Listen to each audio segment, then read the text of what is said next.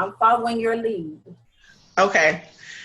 Hey everybody, thank you so much for joining me this week on this week's Thankful Thursdays vlog, continuing the series on the woman who I am, Tanika Garrett, your lifestyle and step family recovery coach.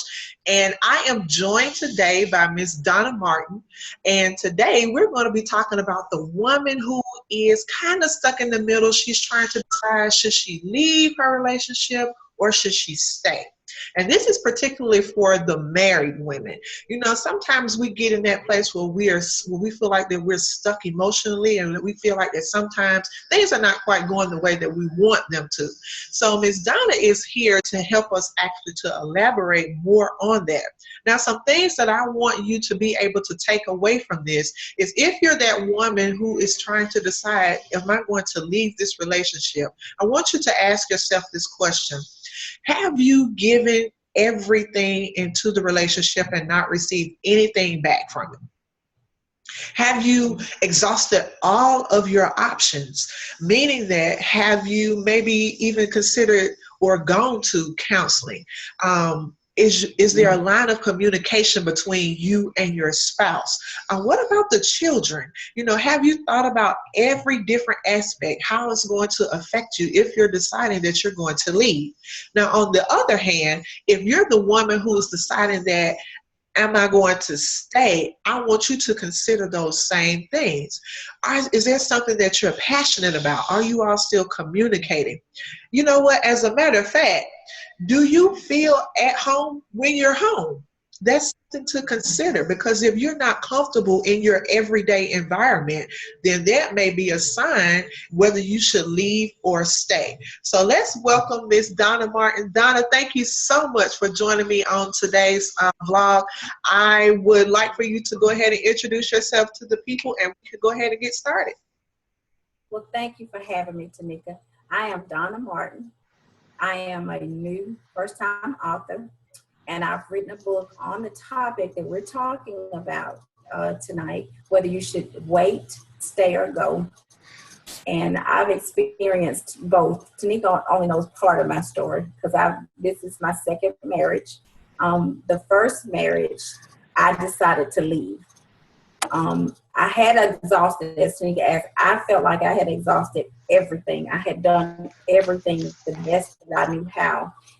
And my husband just continued to do more and more to tear our marriage down. So I finally decided, I sought God first too, because I took my vows seriously. I didn't just want to walk away. I didn't want to give up. I didn't want to be a quitter, even though the relationship was not really where it needed to be.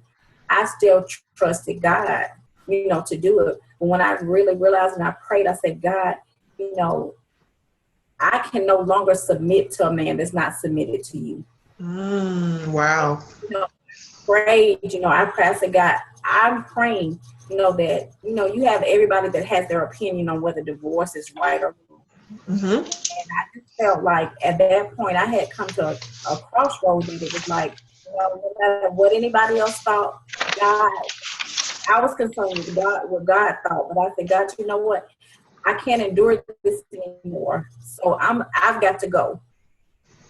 And I did. And I said, God, if it's wrong, if it is wrong, I need forgiveness. Because I knew that at that point I could no longer endure and continue to go through the cycle that I was going through in that marriage, because it was going to end anyway. And I wanted to make sure it was on my terms and in a good place. And a lot of women, we stay for whatever the reasons. I felt like we think we can change men. We think we can make them by loving them and doing everything that we know how to do for them, that's going to make them one day magically wake up and think, oh, I need to treat her better. Some of them, it's not in them to do that, unfortunately. But it's sad that we pour so much into some people that really don't deserve it. And unfortunately, that's because we don't know who we are.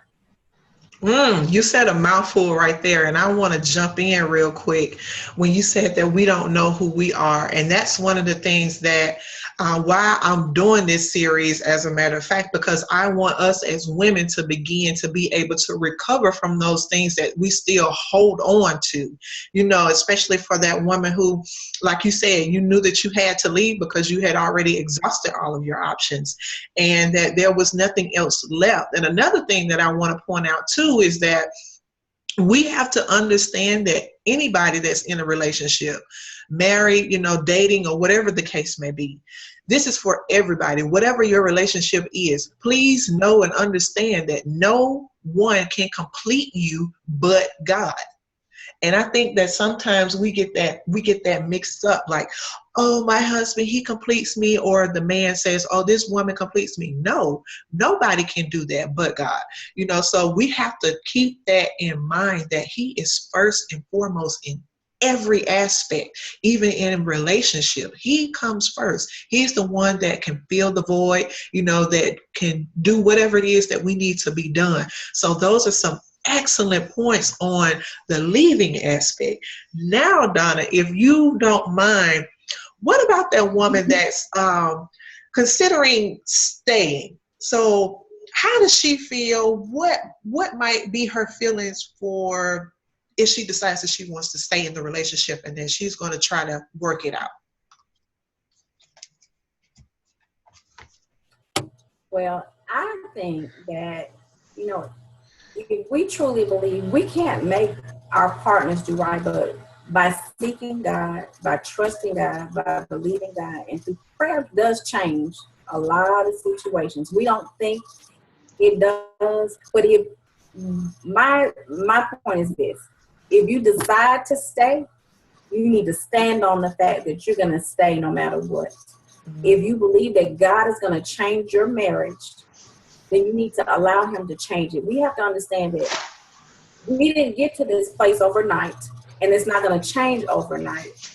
And our conversation has to be what we want to be, not what we see, not what they say, not what they're doing, not what we hear, not how they're acting. If we're going to choose to stay in our marriages, we're going to have to stand on the word of God. We're going to have to seek God and trust God to change them.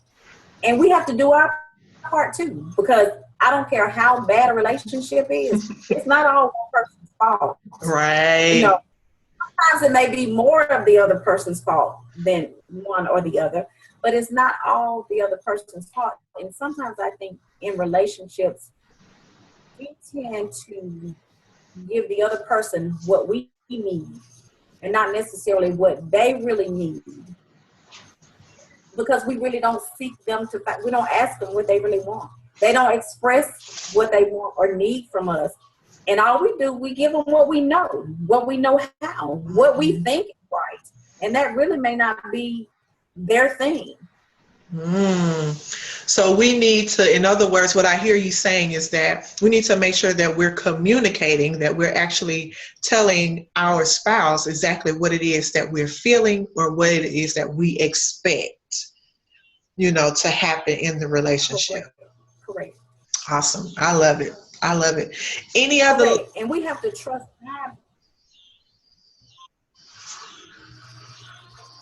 God. You can go ahead.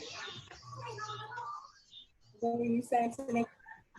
Okay, I was saying that, we just have to trust God. If we're going to stick to it, no matter what it looks like, we have to stand on that God is going to change it. We have to believe that. We have to speak it constantly, daily, and do everything that we know how. And like you said earlier, suggest counseling. Sometimes you need a third party, somebody in it that doesn't have anything to lose or gain, by talking to the two of you. So that's my thing. Sometimes counseling is a good thing.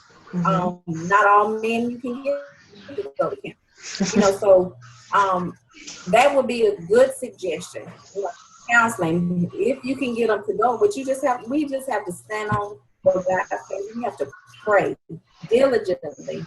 But my thing, I'm gonna tell you this I guess leads kind of into my book. that was my prayer in my second marriage. That was my prayer. I prayed, God, make him do this, make him act right, make him, do whatever it is I felt like I needed or wanted for him to do. And when I realized it wasn't just him that needed to be worked on, that it needed to be me also to be worked on, and that I needed to seek God for myself. When I learned that, one day I can remember saying, God, you know what? He's not paying me any attention. I'm not getting the affection I need. And God was like, you know what? The same things you desire from him, I desire from you. And God wants us to want him above anything and anybody else. Yes. And when I learned, and I've been separated from my husband for 3 years now, and I'm still waiting on God. By the time I boot out, I don't know what the decision will be. I'm not waiting on him to change. God has done a really deep change in me. Not perfect, but there's a lot of things that I've changed. The things that I desired before, I'd always say, well, God, why is he? How could you allow him to do this? Or, why is he acting like this? I'm only good to him. I treat him good. What we think? What's wrong with me? Mm-hmm. Doesn't have to be anything wrong with us. I just learned through this experience while I'm waiting to trust God more, to seek him more, or to seek the relationship that I was seeking in my husband, in him. A deeper, intimate relationship that has changed my perspective totally on whether my marriage survives or not. I know that I have a relationship with God, that he'll never cheat on me. He'll never disrespect me. Never, talk to me crazy. I can trust God to be everything I need him to be. And that's what we have to learn. We look for our husbands or our mates or whoever we're in a relationship to be who only God can be to us. And I learned that in learning that, I've learned how to be at peace. No matter what happens, no matter what he says, no matter what he does, I can truly say that I can be at peace because I have the peace of God concerning my relationship. No matter how it turns out, I know God has me. He's going to take care of me. He's going to provide for me. And I'm just thankful for that. I'm thankful to know that no matter what I have to let go of, no matter what I have to give up, that God's always there. He's always faithful. And I can always trust him to provide whatever I need. Wow. Oh my goodness. I cannot wait to read this book. People, do you hear this woman? Oh my God. Oh, I love it. So let me wrap this up real quick because she done preached, baby. She done gave us all kind of pointers. I love it. But women, if you are deciding that you are ready to leave, know this, that you have to have exhausted all of your options. If you are deciding to stay, know this as well, that you cannot do this on your own. You know what? This phenomenal woman named Lady J. Giovanna Ellison, I'm pretty sure you probably heard of her by now. She said that the battle starts on your knees. So if you haven't been praying for your husband, then you need to be praying for him often. And you make sure that you do a self-heart check as well, that you don't have your motives and emotions all tangled up and out of whack too. Oh my God. Thank you so much, Donna, for joining us today on Thankful Thursdays vlog. Listen, this is for the woman who is trying to decide if she's going to leave or stay. And I believe that you have your answer right here on this video. So you want to make sure that you continue to tune in next week for Thankful Thursdays for the Woman Who mini-series. You got to tune in to know who I'm talking about. You don't know? Hey, we could be going higher. So it only gets better from here. And remember that in all things that we are to give thanks. Thank you all so much. Love you and enjoy the rest of your day.